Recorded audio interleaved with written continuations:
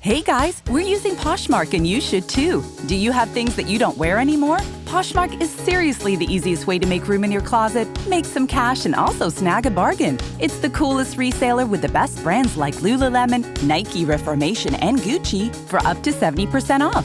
DJ Khaled has a closet and Serena Williams. Download the app today. Enter Podcast 10 when you sign up for $10 off your first purchase on Poshmark. Some hell of a good dip, real milk and real cream. Shows the posse who's the bossy, it tastes like a dream. Share the dip that starts with real milk and cream, not from oils or water. Prove that your flavor side just won't quit. Not just good, hell of a good. The 500 Section Lounge is a founding member of the Odd Pods Media Network. Hi, I'm Sam. I'm Richie. And I'm Little Matt. And here at the 500 Section Lounge, we have a few requirements. First, you've got to be able to talk about anything at all. Secondly, you need to be able to laugh, play games, and talk to some very interesting people. From sports radio personalities to reality television contest finalists and everything in between, we talk to them all. Yeah, it's all right here in the lounge. So be on the lookout for what we do next. And always be there to grab a listen. Welcome to the 500 Section Lounge, Richie. You know, it's been a while since I've had an actual introduction. Has it? Oh, one that you want to do and make up? Yeah, you know, a specialty one, I guess. Yeah. Well, what are we going to do today? Here he is, everybody. It's Sam. Hey, there we go. How about that? We're counting that, right? Yeah, gave you an introduction. It's going in. Little Matt, what in the world is up with you, man? Oh, just, playing with little soothing sounded toys and trying to keep a little one from screaming. So how you sleeping, buddy? Not too bad. Not too bad. Okay, well, we like to hear that. That's for sure. He hasn't had to get up yet, I'm guessing. Very much. Oh. Yeah, she's still off of work, and So I he's get sleeping so, great. Yeah. yeah. I'm sleeping fantastic. That's awesome. Well, good. I'm glad to hear that. Well, but has there been a time that you've woken up and said, you know what, I'll take care of it, honey? When I go to sleep, I don't wake up. I remember that from college. I'm just out. There were times, Richie, that I'd go across the street and be like, Matt, and then I would shake him violently, and he'd be like, "Oh, hey, what's up?" So you're just out, man. Oh yeah, I'm deep I'm sleep. There ain't no coming back. What's your address? I'm just kidding. I'll be down in your neck of the woods this weekend, little Matt. Got a little what are you doing down here? softball tournament tomorrow down in Nice. Fishers. Yeah, go hit that Oh up. yeah, that's right down the road. I was gonna invite myself, but then Lounge extended. I didn't know how the rest of the family would feel about it if we just went and stayed at little Matt's house. Well, I was gonna say I think tomorrow we're actually gonna be out of town. So Oh well, shoot. Oh, Airbnb it, man. That'd be another way for you to make some cash. Just Airbnb it to Richie and tell him, you know what, you could clean the baby's room. You know, Just that'd be once, cool. yeah. I was gonna say I don't think you can have a baby with Airbnb. I think it breaks their terms of contract. I'm not sure. Just because of all the stuff that you have out laying everywhere. Are you serious? I have no clue. I'm just making that. Oh, up. it's just See, that's make just stuff up. there it is about that again. I just make it up. That's what it is about him. Yes. Is he sounds convincing. Sounds so real because normally and he gives like argument, like evidence to why he says it. Well, I think it's because we're used to him coming up with the good comment, and then we just accept it when he says it without challenging, because it's usually sniping. But it's always funny because the most ridiculous things I say are usually true, and that's the stuff people check on. Right. So then he becomes valid with everything he says. Yeah, and then he throws out that we type of enjoy. thing that you might think that because of the evidence he gives, it's like a legitimate. Well, it's a confidence too. He just says it. It's just pure. It's coming right out of my mouth. I think It's it true, violates the terms of agreement with Airbnb, with all the stuff that's laying around. He's assuming we haven't read that, so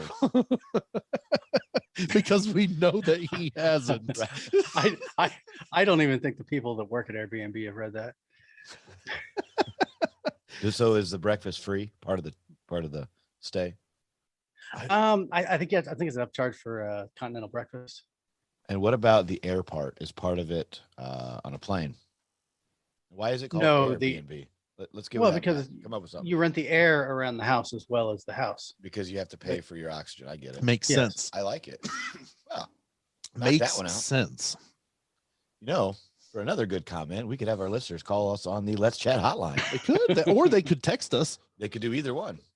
Excuse me. Yeah, they could just put it right in their text machine, 682-800-chat. 682-800-2428. Richie. 682-800-chat. There we go. Go ahead and give us your ideas and your thoughts. Let us know what you're thinking about the show. Give us some new ideas for Let's Chat.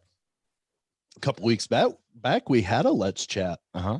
that one of our listeners submitted. So it's fun because keep them coming, loungers. because that led to the mayor of Uranus coming in and talking for a while too. Right. So it was a good one there, Matt. I mean, did we get the farting tree trademark?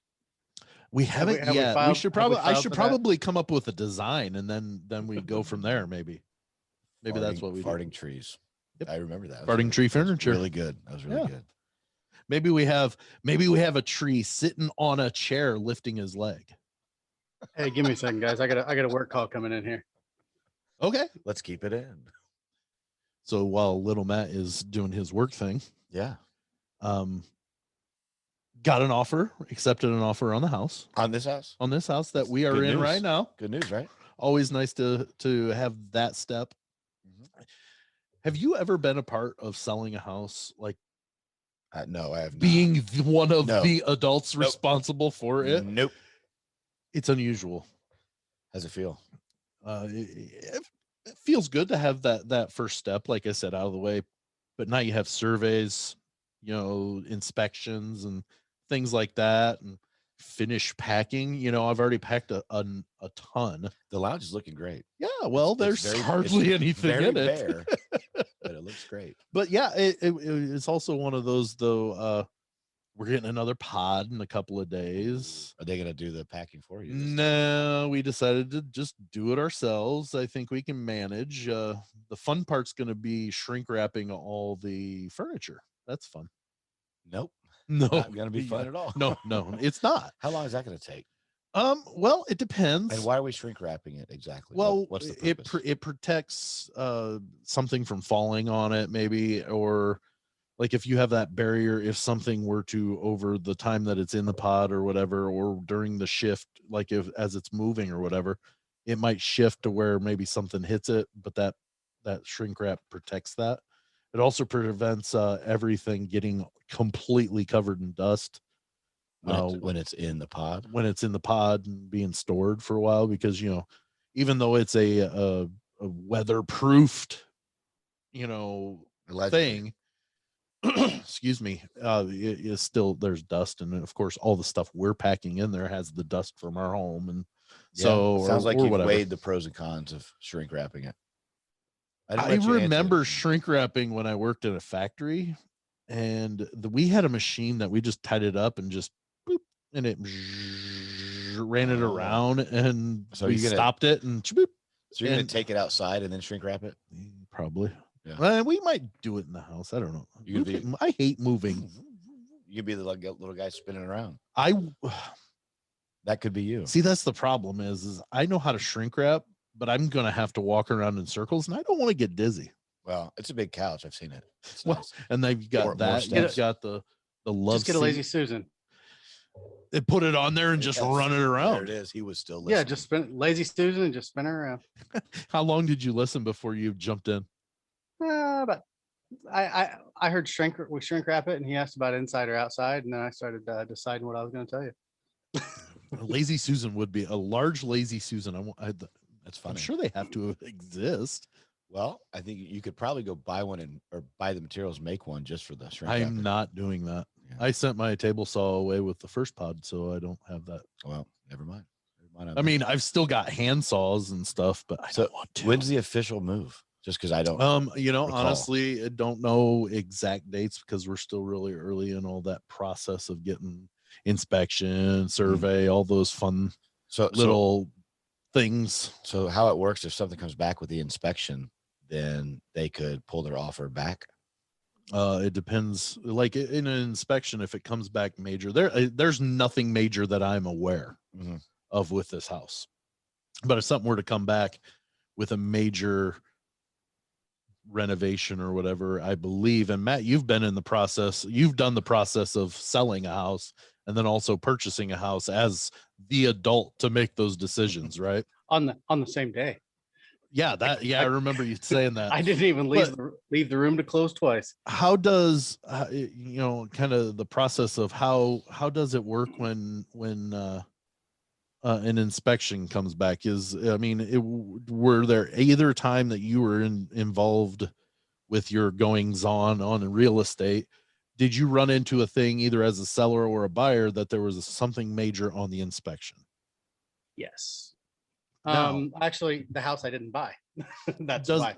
Does that?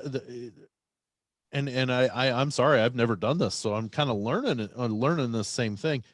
But I thought then after the inspection comes back with something major, you have the ability to either pull back your offer or give them an option to fix it or something like that, correct? All of the above. Okay. If something comes back major, they're still at their earnest money. Yeah. So you would get to keep whatever that is. Right. But as far as, the first house that I actually had an accepted offer that I was buying came back and the dryer was vented directly into the basement with no piping to the outside. Usually that's not moist air. Basement. It was a crawl space. Sorry. And it's usually so warm, moist air, huh? Yeah. Warm, moist air going into a crawl space doesn't really do good for wood beams. Might not smell good either. After a while. Well, they had offered to jack up the house, remove the beams, and replace them if I were to forego a What'd they do mold to the house? inspection. A closing inspection. So they wanted to, we're gonna fix all this, but you can't check to see if we did. You said no, right? Yeah, no, I said no. Good luck selling the house. My realtor hadn't read the entire inspection. And then she read the inspection like a day, because she was like, well, I can't believe you're just going to turn it down after all this and all this work we did. And I'm like, I don't want to deal with what's going on there. And she read the inspection, called me the next day and said, I'm sorry.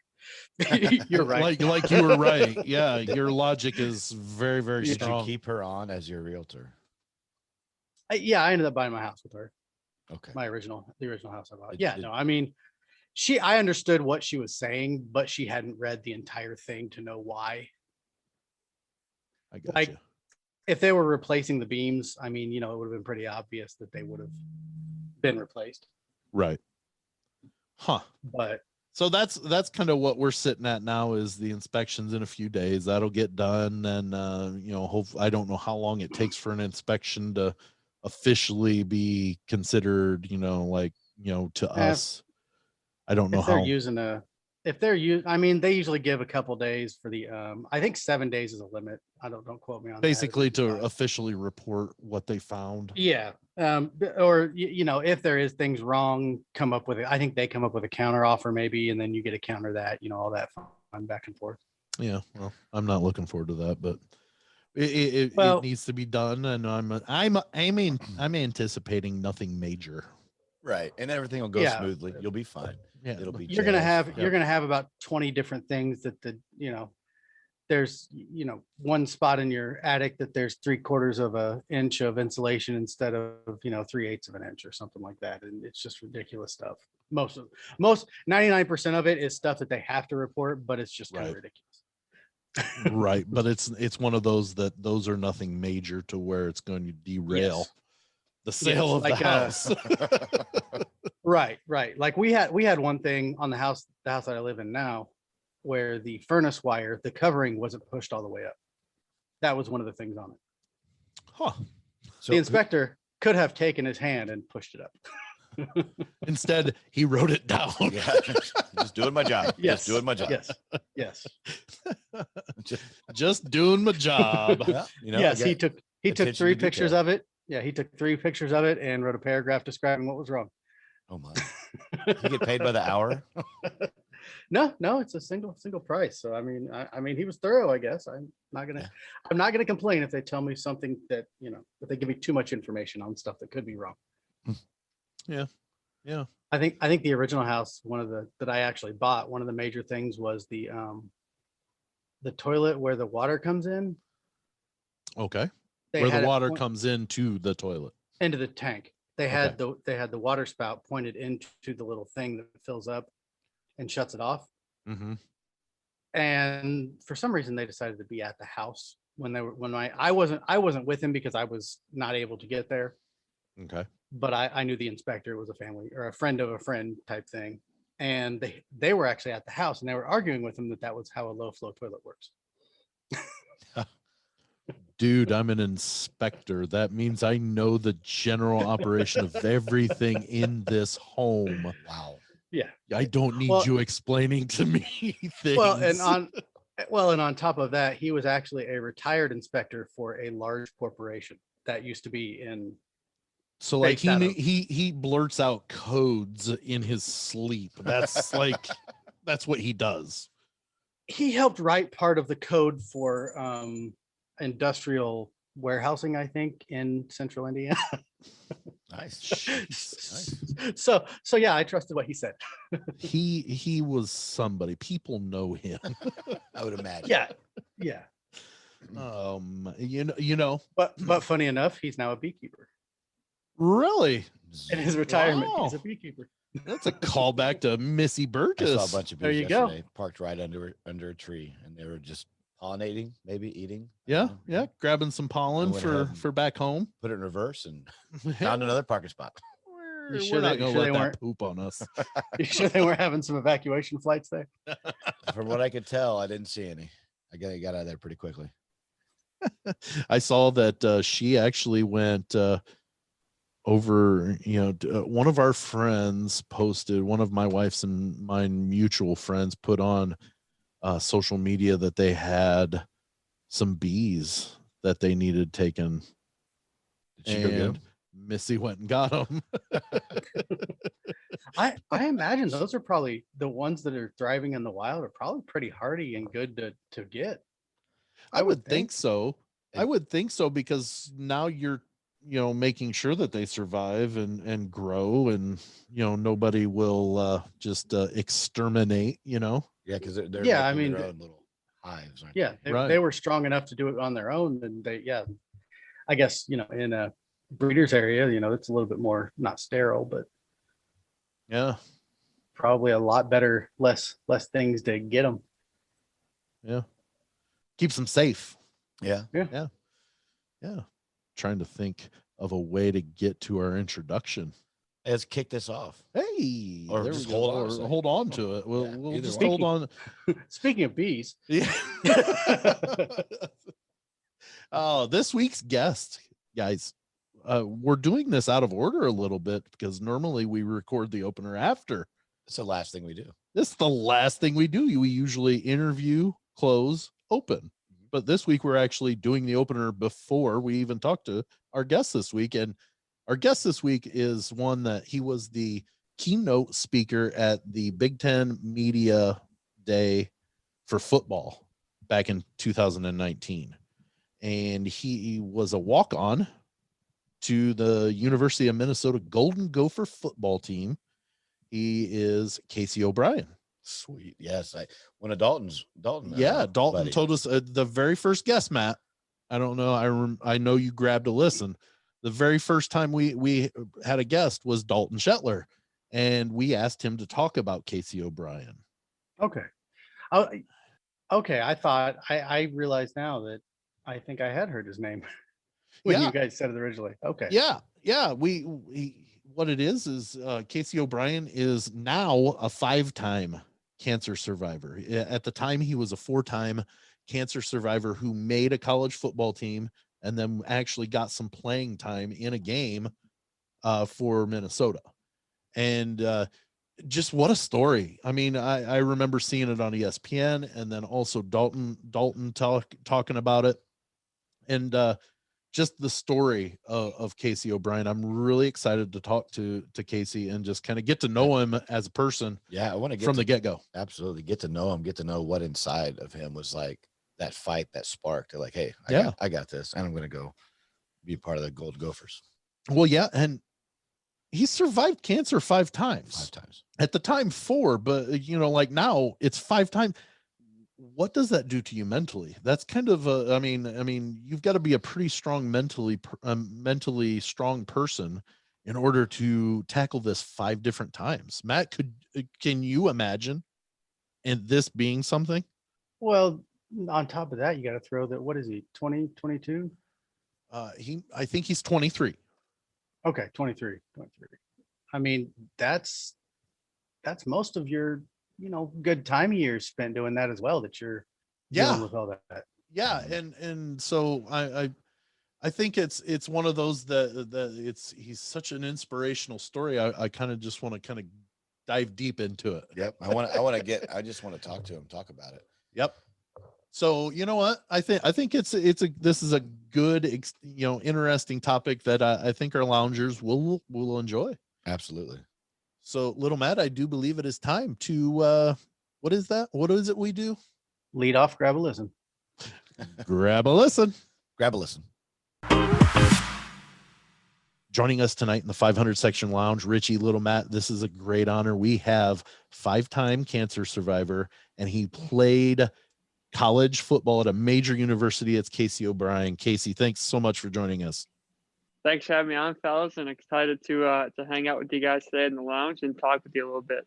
Yeah, absolutely. We're going to jump into it right away because dive in there. First off, the 5-time cancer survivor. I mean, that in and of itself is just an amazing, I guess feat. Just shows your attrition and your strength. But how did you take it the first time that you were diagnosed? Yeah, it certainly was. It wasn't easy. I had no idea what I was getting into, the first time going through cancer. I got diagnosed when I was 13 years old. They told me that I had osteosarcoma in my left knee. And my first question was, when can I get back to playing hockey? Because I was playing hockey at the time and I wanted to figure out when I could get back on the ice. And the first response the doctor had was, right now we're just trying to save your leg from being amputated. So that was when I knew that this was going to be a lot more of an uphill battle than I was expecting. So as a 13-year-old though, was there a moment at the start you're like, oh my good Lord, what's going on? Or was it like right away, I'm fighting this, we're going to win? I think that there's obviously was a period of shock and kind of confusion, and didn't really understand everything that was going on. But when I look back on it, I think that honestly, I was kind of, how they say, ignorance is bliss. I was kind of too young to know how serious it really was. So I think that honestly benefited me to just kind of say, okay, it's just, I guess, got to go to the hospital for another week, and just try to grind through everything that I could. And, that's kind of the attitude that I've always taken, is just, tell me what I got to do and I'll be there, whether it's a surgery or a chemo, or just point me in a direction and tell me what I got to do. Wow. Who were some of the biggest supporters that you had? Obviously your mom and dad. Who else reached out and really supported? How close was, your classmates when it was in high school, and then as you got to college, how close was that bond? Yeah. I feel really lucky because I grew up in St. Paul, and the hospital that I was treated at was less than 10 minutes from our house. Oh, so I had my grandparents down there all the time. I had cousins, I had classmates, I had teammates. I was never alone, which was really, really cool for me. Mm-hmm. And my dad and I would do our little walks around the floor at night because I loved it to walk around the floor. And a lot of times you'd see kids, maybe sitting in there with one parent or no parents at all. And, that was something that really kind of broke my heart, seeing people going through what I was going through alone, because I knew how much it meant to me to feel supported by the people around me in our community. Wow. Yeah. You just gave me chills, man. For real, not even joking. Yeah.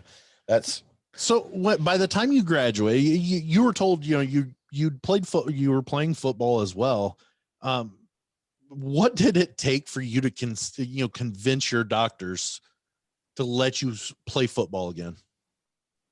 It was a series of conversations. And I mean, what it really came down to was the fact that, when I first started playing in high school again, was when I had tumors in both my lungs, and I was just really frustrated with, how much cancer had taken away from me. And I just said, hey, this is something that I love, and this is something that I want to do. And at that point, we had no idea what the outcome was going to be. So talked them into letting me play.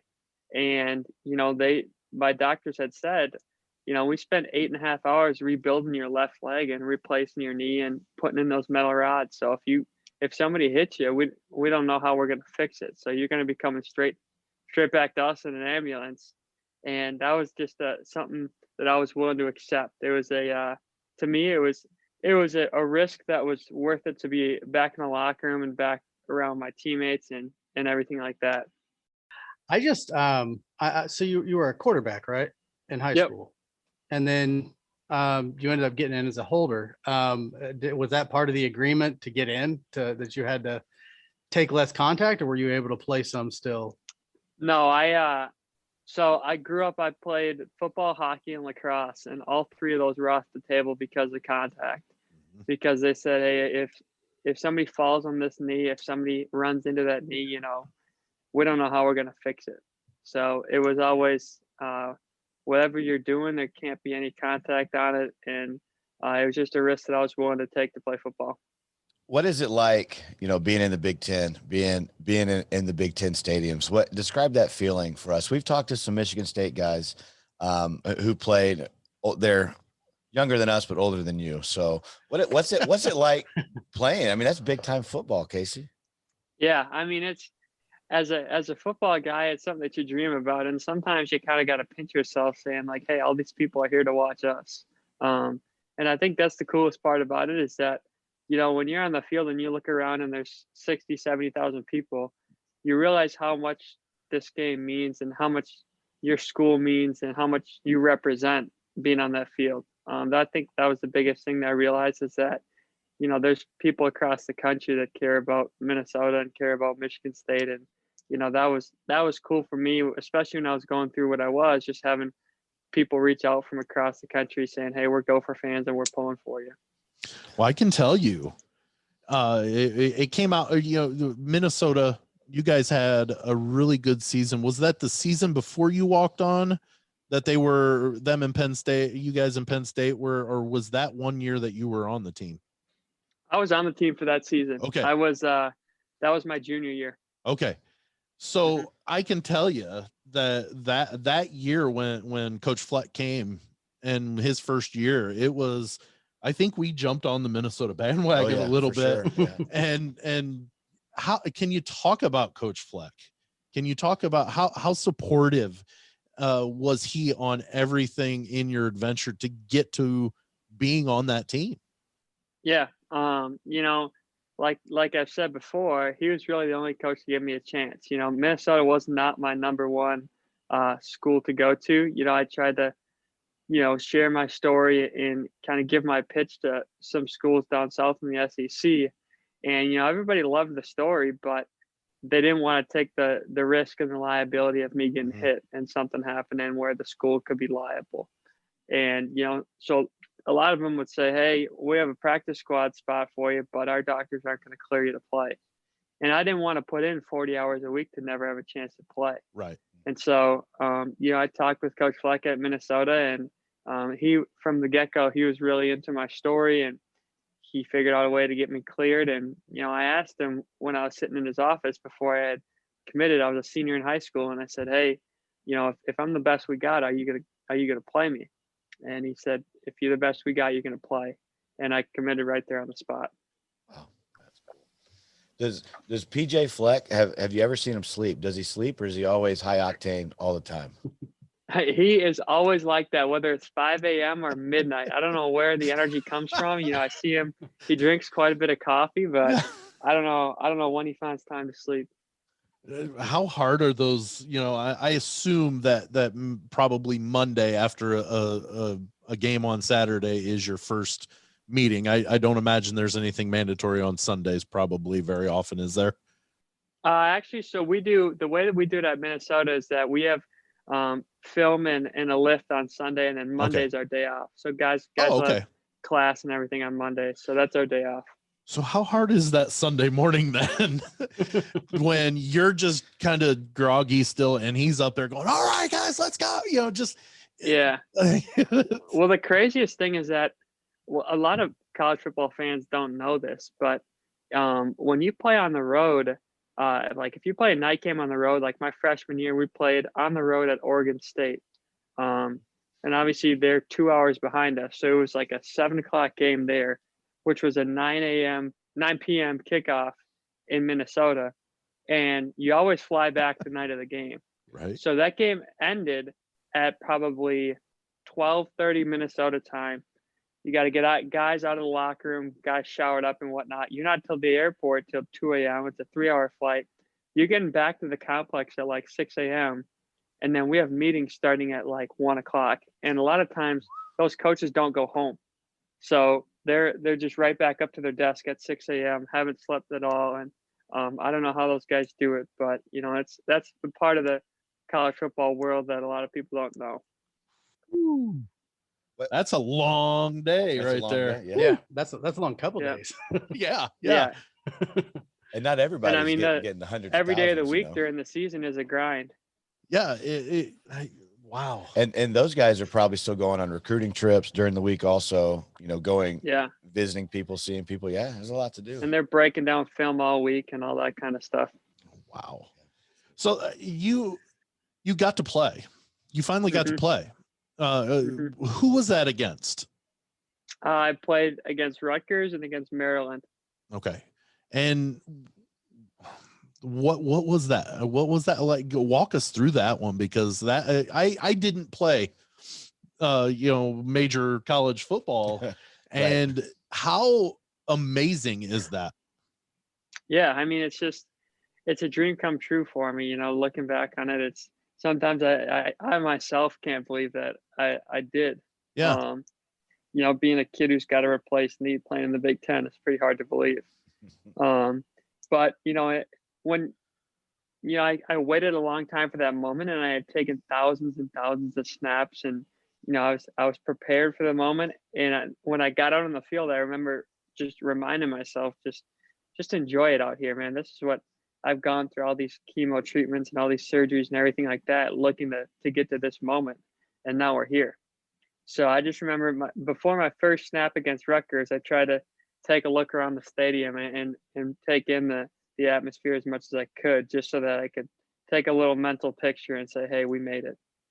What a feeling. I mean, because at those, when you go to Ohio State, you've got 100,000 people there watching 160 people specifically. Mm-hmm. You're one of 160 people that can be on that field participating in front of 100,000 people. And to think that, I mean, you made it. Mm-hmm. And what mentality did you have to have after, at that point, getting to number 4 and fighting cancer and beating it for a 4th time? Does that wear on your mentality, your mental strength, or does it only get stronger? Yeah. I'd say there's 2 sides of the coin. There's the one side of the coin that is like, just kind of like the grinded out side of me. That's just like, hey, I've done this 3 times already. I've done this 4 times already. Just point me in a direction and tell me what the treatment plan is. And like, I'll show up and I'll grind through it. But there's the other side of it that's like, we got to go through all this again. I got to get a port put in my chest again. I got to get 3 more surgeries. Like, I know how hard this is to go through, and I know that it's not going to be fun. Yeah. And so I'm frustrated that I got to go through it again. So there's two sides of the coin for sure. I want to shift gears, go back to holding. So you said spent thousands of hours, caught thousands of snaps. Could your center spin it to where you could catch it with the laces and be able to put it down without the twist? Yeah, that's something that we work on all the time, and we got some really good. We had a kid who started for us the last 2 years actually. He was actually the number 1 long snapper in the country. So got lucky enough to be with a kid who's pretty good, and he can usually get it to you with the laces out. But it's funny. So he had started for like a year and a half before I had took my first snap against Rutgers, and he came up to me after the game and he was like, man, I've played in the Big Ten for a year and a half, played in overtime games, and I've never been as nervous as I was to snap to you. I knew I better not mess up. I was gonna ask how that snap was. Was it right there? Was it ready on that first one you got? So the first one was, but the second one, if you go watch the tape, I actually so the first one was a perfect snap, and the second one he threw in the dirt, and I had to trap it and get it up for our kicker. And after that second one, that was when I was like, okay, like I belong here. I made a play that another guy probably wouldn't make because I've been practicing this stuff for years and I know what I'm doing out here. So after that second snap against Rutgers where he threw it in the dirt and I did my job and got it down for our kicker, that was when I really kind of loosened up and was like, okay, like I'm good enough to be out on this field too. Yeah. Well, because you think about it, and I kind of, you're talking about the long snapper, his anxiety and stress level, those things that would come to my mind as soon as you said he skipped it. I'm sitting here thinking you had to be able to make a play on it, because those people trying to block the kick, while they feel for your situation, they're still trying to block the kick. So if they made contact with you, they weren't going to feel bad. And that could have, were there any thoughts, or did you just say, you blocked it out enough to where you scooped it and got it there? In the moment it was completely, reaction, just go play football. Yep.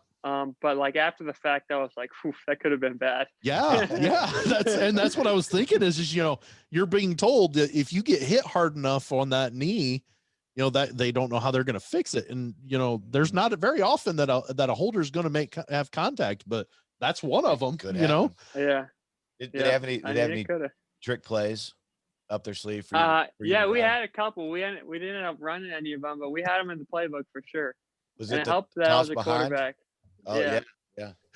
He at least knew how to throw. I've seen some holders throw some really bad balls before, so it's always good to have that quarterback mentality. Are you guys Michigan State fans? No, I am actually a Purdue fan growing up. Is that right? Because I remember thinking back, Michigan State had an unbelievable trick play against Notre Dame. Yes, they did. The holder was a quarterback, and they scored. They threw a little slip pass to a tight end in overtime. That was sweet. Little preface to that. I hate Notre Dame, and he is a Notre Dame fan. Oh, is that right? Oh, I didn't even see the hat. Well, you see, I'm short. I have red hair, and I live in Central Indiana. So what else am I supposed to do? It adds up. Yeah. It adds up. I grew up in the time before. We didn't have cable television growing up, and I'm old enough that college football wasn't on every single station, so not every team got the exposure. And being a Purdue fan, they were a dumpster fire back in the 80s, and the only time I could watch them was every other year on NBC when Purdue went to Notre Dame, and Notre Dame just always hammered Purdue. And so every time Notre Dame plays, I root for whoever they're playing. Yeah, so that's fair enough. I remember the trick play because I was really happy that it happened. Really happy that was a success. That's funny. So you're a young guy, Casey. What do you do for fun? What do you do in your downtime, man? So I like to spend a lot of time out at my lake place. We got a great place on the lake out here in Minnesota, and I also really like to play golf. So growing up, I always played lacrosse, but when I had my knee replacement, I had to go find a spring sport to play. And so I picked up golf as a sophomore in high school. Was barely made the JV team, was shooting in like the high 110s. Like I was terrible. And ended up by the time I was a senior being the number one on our varsity team. I think I averaged like 78.5 or something like that. Goodness. In all conference. So just kind of fell in love with the game and loved to get out there in the middle of summer, and when the sun's going down, and get out and play 9 holes after work is perfect to me. Matt's the golfer of the lounge. I play golf once in a while, but I'm not a golfer in any way. Matt plays every Sunday. See, I go the other time. I go before the sun's all the way up. Oh, you're a morning guy? We do the Sunday morning, first, second tee off. We can't earliest we can usually. Yeah. Like that too. You fish, Casey? Are you a boater? So we like to wake surf. We like to get out on the pontoon. I don't fish as much as I used to, but definitely definitely go out there. And I like to fish for like sunnies and crappies, where you just throw something in the water and you're going to catch something every 20 seconds. So that's the kind of fishing I like. I don't like the musky fishing where you're waiting all day. I don't want to sit and wait for him to bite the hook. I want him to, as soon as it hits the water, boom, they're hitting it. Yeah, give me some action. Just whatever you got for lunch, just throw it on the hook. That's kind of fish. Yeah, exactly. Got a little hot dog, piece of corn. A little corn, yeah. So I just read an article while we were setting up today. You officially retired from football then in January. What is it you're up to now? So I'm working down at RBC Wealth Management here in Minnesota. I studied finance, but I'm also throughout my career at the U, I was really involved with the hospital, not only as a patient, but also as, you know, a kind of a spokesperson, and then also did a lot of work with meeting with patients and things like that. And so now I've started a project where I'm looking to raise $1 million for the hospital, specifically for the 9th floor. And the 9th floor has a special spot in my heart because, you know, that's a place where you do your day infusions for chemo. That's where you get your chemo, you get your blood infusions, or you get your fluids. But on the other side, so it's like a split hallway. And if you go left, you go and get your chemo. And if you go right, you go and meet with the oncologist. So when everyone has scans that's going through the hospital as a kid with cancer, they go up to the 9th floor and they either get good news or they get bad news on how those scans turned out. So, you know, the idea that I originally had when I finished football was that, you know, I wanted to hang up a jersey there on that 9th floor, just to remind kids that, you know, whatever kind of news you get, you can still go live out your dreams. And there's someone who's walked these hallways that's had bad news and still lived out their dreams. And so I said this to the people at the hospital who were in the fundraising department, and they were like, well, why don't we just raise $1 million and redo the whole floor? So here we are. Awesome. So that's the project that we've undertaken, and that's what I'm working on right now outside of work.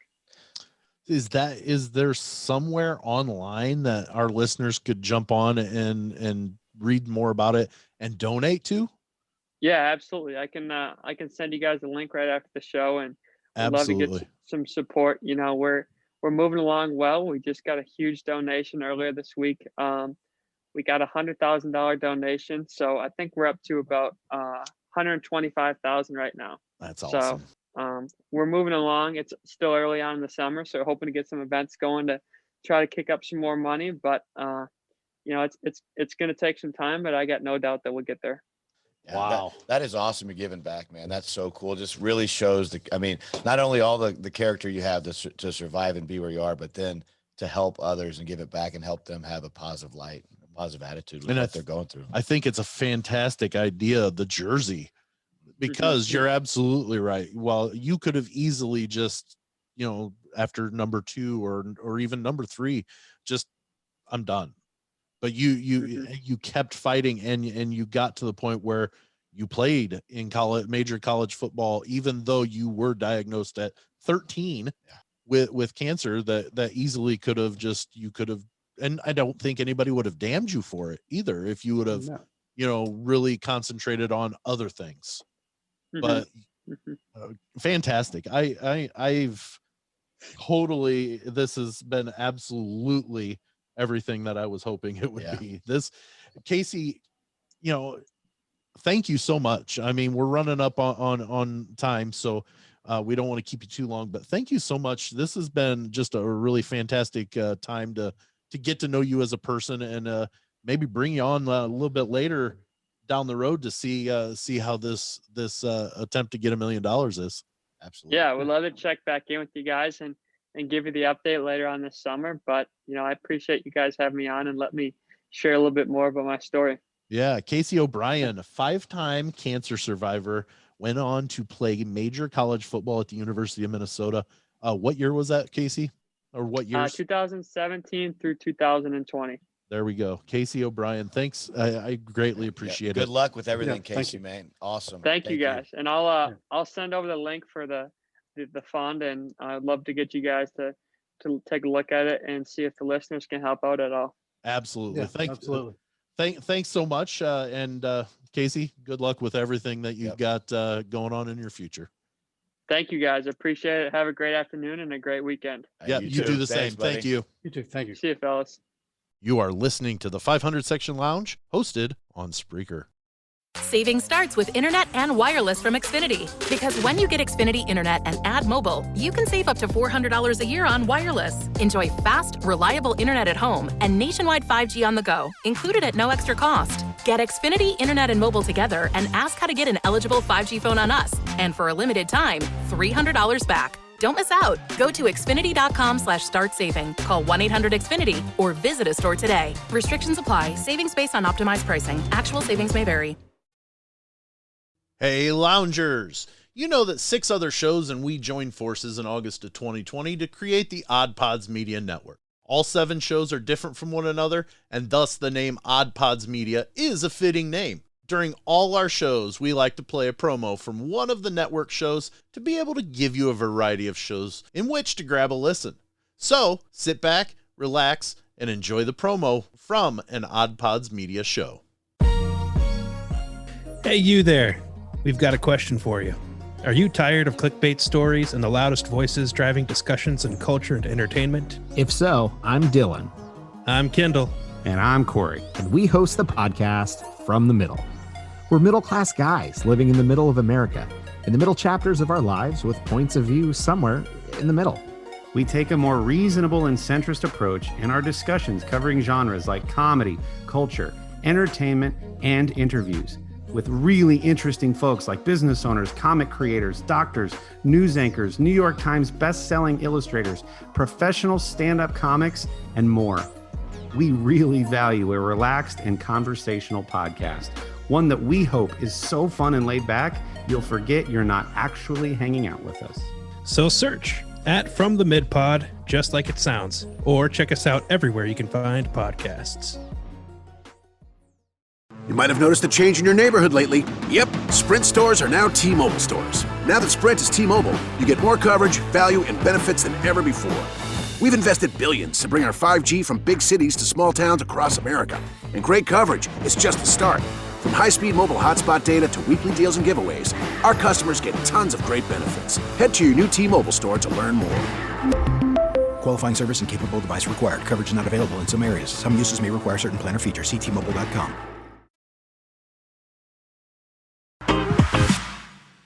Casey O'Brien, short little nugget of a hangout, but still. Well, he was still grinding. He's still working. Yeah, he's working. I was going to see if Matt was going to ask him his question. He said beforehand, but to the moon. Oh. But he didn't. But what an incredible story, man. Incredible dude. Yeah, it takes somebody of, like I mentioned before, of special mental strength, character, right? And character to be able to tackle this 5 different times. And just the small amount of time, Matt, that we got to talk to him, I can see why he's been pretty successful at it. Yeah, I mean, he's a really, really personable guy and been through a lot. And, you know, I guess you can go one way or the other, and he chose the other. Yeah. And just mental toughness to be able to do that. And he even admitted there's 2 sides to it, right? Sure. I'm going to grind it out, and this is really going to, it's going to hurt. It's not going to be fun at all. But yeah, 5 times starting at the age of 13. Mm-hmm. And now he's at about 10 years, he has battled cancer 5 different times. Yeah. Wow. Giving back too. Yeah. What a fantastic, idea of, that special meaning of the 9th floor at the hospital there in St. Paul. And, I love that jersey idea, because that gives every kid walking in there hope of, we're going to fight it. And I want my jersey or whatever to hang right next to his jersey. Yeah. I mean, it doesn't have to be a jersey. It can be whatever they're interested in. You just hang it right up next to it. Then that's a good tradition to have, I would think, at the hospital. You would think that Minnesota, the University of Minnesota, would want to hire him, and have him work for them to be a spokesperson for this stuff, and then help raise and donate money and get funds that way. And maybe that's something that happens down the road, to where, he's working on, first off, his career as a financial planner, I believe is what he is. And, and then also doing this extra work with the hospital, maybe eventually that does work to where, you know, the medical branches of the University of Minnesota then, you know, do some work with him as well as their spokesperson. They've got a goal, $1 million, right? $1 million. And at this point, I still have not gotten the email. That's okay, but we will put it on all of our social Absolutely. media. Insert website here. Insert website here. So yeah, just go there and donate. You know, $1 million is a lot of money. Yeah. But when you break it up into over millions of people, 350 million people, yeah, it doesn't cost as much. Right. That's division, I think. Yeah, something. But yeah, so I mean, I think the fact that they've already gotten to the point where they're at $125,000, and it sounds like they just started this. I think that's a really good goal, and I think they're going to get it. You know, I'd like to have him back to update us on the hospital flooring, 9th floor of the hospital, and right? Also, just to catch up with him more, just to talk with him a little bit. Yeah, more. Yeah, because Matt, we're normally used to a good hour, and then saying, okay, well, we need to cut it off and do it here, or do it now, or leave now. You know, we just scratched the surface with this guy. Yeah, no, I think there's a lot more in there, and you know, I mean, we tried to be brief, but you know, I still a few things that you know, definitely like to hear about. Yeah, and the fact that he was willing to take basically a lunch break, right, and give to us just shows what kind of kid this is. And I'm going to call him a kid because he's 23. You know, that I was celebrating 18th birthday by then, so he's a kid. But this kid has got a really good character, and I think he's going to be successful because he just has that fight in him. You can tell, man. You can tell you're going to survive that. You're going to be successful in life, and his attitude is fantastic. Yeah, absolutely. It was a great chat with Casey O'Brien, former holder for the University of Minnesota, and 5-time cancer survivor. Just an incredible story. And you know, what do you guys think about this? You know, send us a message. Richie, where are they sending this message? Well, they're gonna call us on the Let's Chat hotline. Yeah. Or they can text. Yeah. 682 800 chat. 800 chat. So 682-800-2428. That's right, buddy. That's right. Let us know, loyal loungers. Matt, you like we mentioned in the opener, is you got a Let's Chat topic from a loyal lounger a couple weeks back. I did, and it may have just sprouted a nice business venture. Yep. Still got to jump on that logo design. I'll have something for you.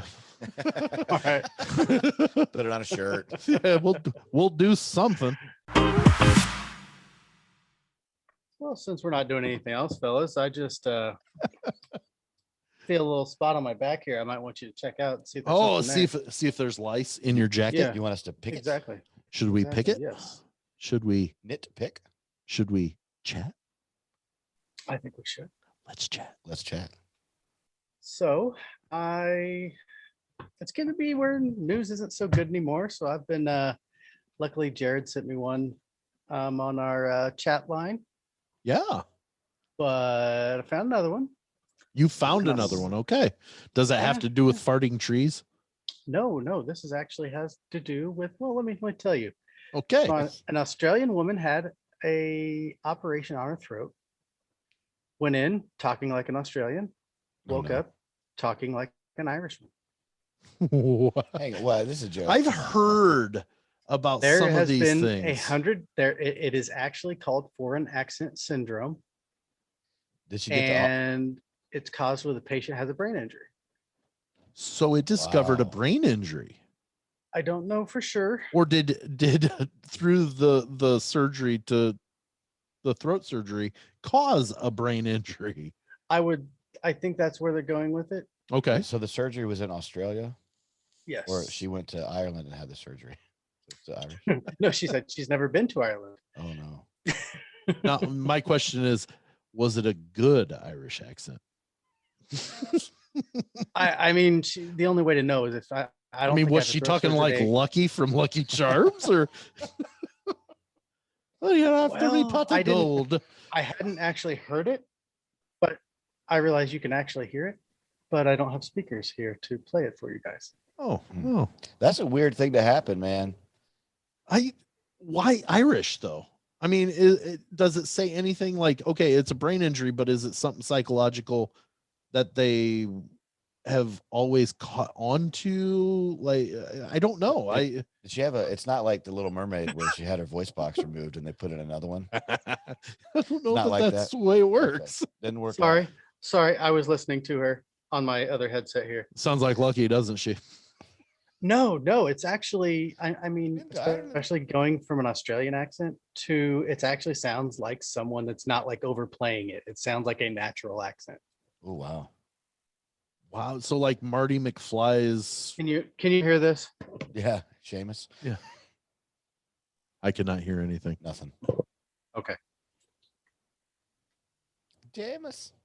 Yeah. Like, Back to the Future 3. The first Seamus, McFly's on the in America. It didn't seem like Michael J. Fox was stressing that talented guy accent a little too much. It sounded good. Yeah. Talented guy. That would be a weird thing to do, though, man. Wake up with a different voice. What accent would you like to wake up with? Like, if this were, you knew it was going to happen. Well, like, you don't know what's going to happen. But if you had the choice to an accent you wanted. Like a Jamaican guy. You'd want to talk Rastafarian? Yeah, why not? I think I'd want whatever Antonio Banderas' accent is. Yeah, that's it. I think I want to do Scottish. So you'd wear the kilt? I wear the kilt all the time anyways. I might as well have the accent, right? What are you supposed to wear under the kilt? Nothing.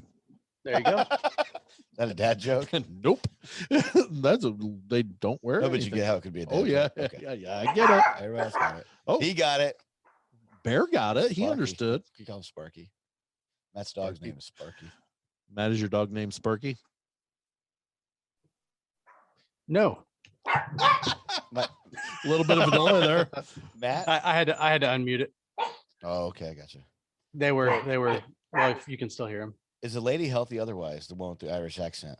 Yeah, I think her voice came back after a while. Oh, wait, it came back Also, to it was just normal. temporary even. Yeah, it was just temporary, which is really weird. That's super weird. So they must have pushed a button in her brain and said, here you go, baby. Well, it kind of makes you wonder if maybe there was, like, how do you obtain a brain injury during a throat surgery? Yeah, or was it before? Or did the surgery, uncover the brain injury that she had, suffered from in the past? Yeah. This doesn't have a whole lot, but basically we have a brief story and her talking on TikTok. Oh. TikTok. The mayor did that the other day, a couple weeks back too. I had my youngest follow him. Did you have her find the how to learn how to be a fudge packer? No, I did not. with the mayor and Cletus, dude. doing the ghost. Yeah. Oh yeah. The ghost theme. He stood up. He stood up and showed us his camera so we could watch it. Yeah. Showed the phone so we could see it. Matt, you likened it to recording off the radio. Yeah. It was like the old you press record and play at the same time from the radio. Yep. Listen to like the Hot 9 at 9 or whatever it was in your area. That must have been the same everywhere. We had one of those. Yeah, I mean you had to record the song from the Robin Hood soundtrack at some point, right? Right. Everything I do. Oh, I have no idea what song I it is. do it for. Oh, that one. Oh yeah, it was one of Bryan Adams' hits from a movie, and for some reason those are the only hits he got. What about the From Vanilla? Not far off. What about the Vanilla Ice "Go Ninja Go Ninja Go"? Do you guys remember that song? Yeah, Ninja Turtles, buddy. That was Go cool. Ninja, I go was Ninja, rewinding that tape so go much so I Ninja, could do the whole song. Mine was from the original one where I forget who the rapper was, because Vanilla Ice was in the second one, I think. Yes. For that one. For the there was one for the original that was a really I had memorized. I wore that cassette out. In the Ninja Turtles movie, you're saying? Yeah. I don't remember that song. The original one, Turtle Power. Turtle Power was the name of the song, but they would spell out turtle. Okay. Yeah. and then say Partners power. Why you spelled it? It's Partners in Crime, KRYME, crime. There we go. Turtle Power. Turtle Power. MC Hammer actually had a song on that soundtrack. He did, and why I forget what the name of that one was. This Is What We Do. I like those movies. Oh, I love I would watch them right now. I don't watch the Ninja Turtle movies that they put out now, the real life type, where they were like muscle bound CGI and stuff. Small little heads or whatever. CGI. I hated those because of the original one. Corey Feldman I is know, Raphael. All right. All right. No. So on this soundtrack, I forget who Corey Feldman is. Michelangelo, bro. there's also someone in there called Spunkadelic. Say that again. The name of the band is Spunkadelic. Never heard of them. They sing a song? 9.95 or 9.95. I'm not really sure. Are you Just reading? under 10. Are you reading it? Yeah. You sound like snow, 12 inches of snow. What are you talking about, Informer? Yeah. I know what I gotta say. Yeah. Licky boom boom down. That's right. We could do it all. We covered it all in the lounge. Yeah. So I think I still think to get back onto our let's chat topic, I would want a British or not a British Scottish accent if I could choose. Where did we go? Yeah, we went Where to did we Teenage go? Mutant Ninja Turtles. Wow. Glad we're back, guys. Yeah, I'll have to listen to it just to understand how we got there. I know. I don't remember. I was gonna. Yeah. British. You said strong British accent. I would go Scottish. Scottish. I was the ish that got me. I think I'd like to be. You remember Ray from Odd, West Virginia? Remember the Barker? That's the one I want. From the video. No, you don't. No, I want a real, like a good Rastafarian, right? No, I'm going to change it. You're I gonna want change? a Southern accent. I want to be able to sing country music. Say y'all all the time. You want to see country music? No, you want Boomhauer. Oh, beautiful. Let me tell you about something, man. Mhm. Well, if we're gonna go from characters, I would want Sling Blade. Mm-hmm. Oh, some of them fresh fried taters. I'm still going with Antonio Banderas, so I'm gonna be Puss in Boots.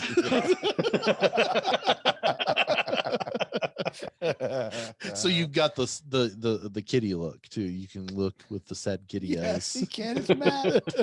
Oh, that's so. That's kind of what you're doing in the floating heads. Is kind of sad eyes. Oh, Floating I just want to give him a hug now. Yeah, my little Matt. Yeah, my little Matt. So yeah, That's good. I like it. Does it say how rare it is? Did you say that, or like a roughly 100 cases reported since it was discovered in 1907? So literally, it's extremely, extremely rare. Yes. Did it say what she was having surgery for? I might have missed it. It just said throat surgery. Okay. I'm a firm believer in odds. So if you hit something that is very unlikely, doesn't matter what it is, people many times say poker, the odds of getting a royal flush or whatever. But like my uncle one time won $1,500 at a poker game or a poker table at the casino. That same night, I hit for $3,200. Good night.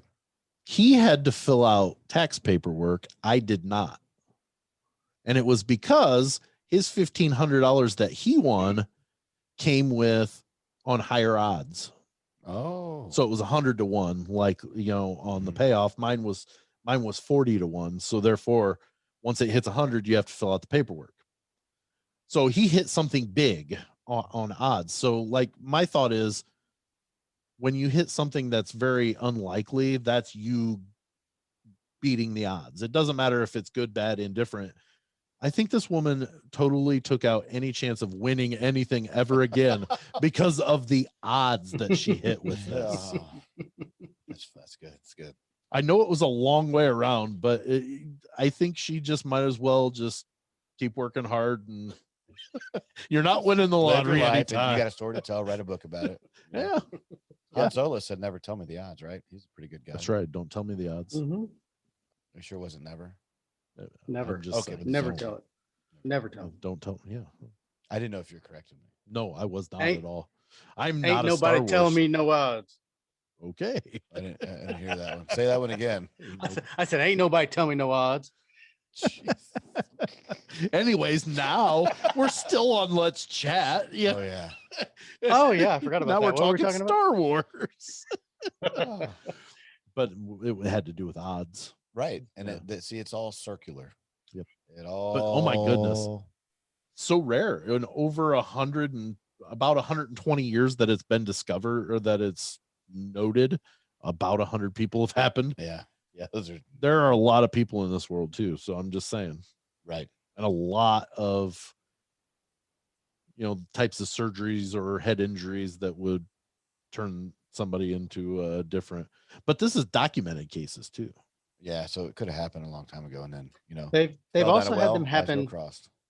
They've had them happen with severe migraines, as well as strokes, allergic reactions, physical injury, which I'm guessing would be the more brain injury. So yeah, it's not just it's a few different reasons. That would be kind of crazy to, So there's I'm a allergic lot to of peanuts. opportunity, and I use. I'm allergic to peanut butter, and oh no, I'm Irish now. Yeah. Well, yeah. I mean, some of those things that now there's a lot more opportunities for it to happen, more than just throat surgery or a head injury. Just so there's a lot more opportunities for this to happen, and it's only happened 100 times documented. I did not know this either. George Michael, the singer, came out of a coma in 2012 and temporarily had a West Country accent. Sweet. I know he was singing up there. He should have put out a new album. Yeah, he should have. Okay, thank you. I had to fight back. I had to fight back a certain comment. I just did. Anyways, so yeah, this was an interesting Let's Chat because there's so many different ways that we went. I don't even know how So good one, Matt. Attaboy, Matt. That's what Let's Chat needs to be about. Matty Ice. You know what, guys? It's been a while since we have cracked a 6-pack. As the kids say, it's been a hot minute. A hot minute, as the kids say. As the kids say. Is that what they're saying nowadays? Well, it's something. I have not heard my kids say in a hot minute. Maybe it's just like older females who say it. I was gonna say he hadn't heard it in at least a hot minute. Yeah. That's accurate. Now, if it happens in New York in the summer, is it a New York hot minute? Ooh. Is it? I don't know. Maybe. Perhaps Perhaps it could be. All right. So why don't we crack a 6er? Oh God. You want to? Yes, let's go. All right. We better not talk like this too much longer. We'll get put on a list. Oh goodness. Sorry, Sam. Edit that out. So I've just decided that we're gonna go anything. There's no topic. Right. It's whatever topic we want. Matt, if something upsets you about baby formula, let her rip. Richie, if something summer vacation, I don't know, that makes you upset, whatever, just let her rip. You got it. I have been in the process of moving, and we talked a little bit about that just a few minutes ago. Just the things that go into, selling a house. I brought it up before. We're getting a pod, another one. Yep. And Dad, I'm pointing at myself, yes, is in charge of getting this packed. Oh, all by yourself? Well, not necessarily. Okay. If I need help,